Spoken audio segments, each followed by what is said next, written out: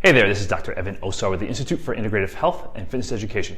Welcome to Facebook Live, week number 12, day number 3, where this week we're taking you through the Integrative Movement System, our 3-phase process.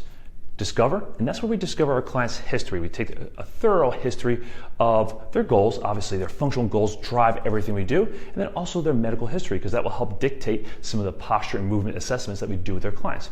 Also a part of the Discover phase is the actual assessment. So yesterday I showed you a very simple and easy assessment that we use with our older clients, actually all our clients, to assess hip range of motion in the standing position. Once we discover where they have limitations, then we move into the second phase of the integrative movement system, and that's the address phase. And that's where we're addressing the issues we find or the things, the non-optimal strategies our clients have in posture and movement during our assessment process. So yesterday, for example, we have a limitation in hip rotation going to the left side. So we're going to look around the hip, find areas where our clients are either gripping, myofascial gripping and hypertonicity, and or they have trigger points that we need to release. So then our activation strategy, the integrative movement system, corrective exercise strategy, is release, activate, and then educate our clients on more optimal posture and movement strategies. So after we've done our foam roll release work, so any foam roll device that you like to use and or manual therapy technique you use, release around the myofascial restrictions around the hip, for example. Next, we're going to move into our activation strategy. And that's where we really start to teach our client where optimal and efficient posture and movement really comes from.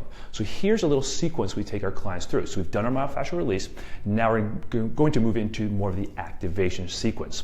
So one of the patterns we use is a standing hip hinge, because that will help us activate the foot tripod, pressure underneath the big toe, small toe, and heel, and help our clients develop that anterior pelvic rotation that they need to do almost all of their lower extremity patterns. So we like to do the supported version. I'll use the bar here for support. Have the client aligned to the best of their ability, put the feet about hip width apart. They're going to put their hands on the bar in this case, or up against the wall.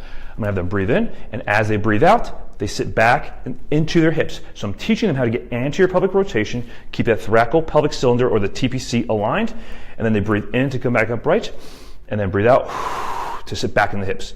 Breathing in, and then breathing out to sit back in the hips, because that will help us activate the hip, knee, ankle, foot stabilizers, teach them how to get anterior pelvic rotation, and maintain that thoracolpelvic cylinder alignment. Now, part of that strategy then is to teach them how to control that in the upright position. So a position we like to use, or a pattern we like to use, is the lateral step out. Because what this does is allows our clients to then use that anterior pelvic rotation to sit back in their hips, maintain their foot tripod, and then as they step out, they're able to maintain TPC alignment, hip, knee, ankle, and foot alignment as we train the gluteal complex to maintain stability of the TPC as well as the hip, knee, ankle, and foot. So from the front, align, set the foot tripods, feet are about hip width apart, go into our hip hinge pattern or slight athletic position, step out, control, come back, control. So there should be no change in alignment of the hip, knee, ankle, and foot of the stationary leg.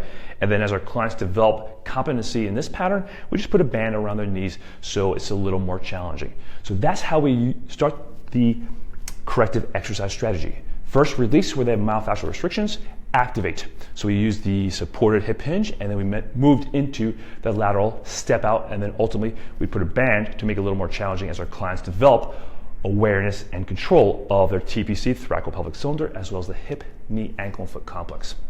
And then we'll teach them we'll educate them on how to maintain that, and how to develop that awareness and that control through their fundamental movement patterns. We'll move into that video on Friday. Tomorrow's Thanksgiving in the United States here, so we're going to take a break from Facebook Live. We'll send you some links to some of our most popular posts as a thank you for all your support and for being a local, or I should say, a regular subscriber to our YouTube channel and or our Facebook Live channel. So have a great Thanksgiving if you're in the United States. Have a great day if you are somewhere else following us from around the world. We'll be back on Friday. I'll show you how to we'll take you into the third phase of the integrative movement system, the integration phase. We'll teach you how to integrate these concepts, the alignment, the breathing, the control, into a fundamental movement pattern that we use with our older clients to improve hip function. In fact, we use it with all our clients to improve hip function.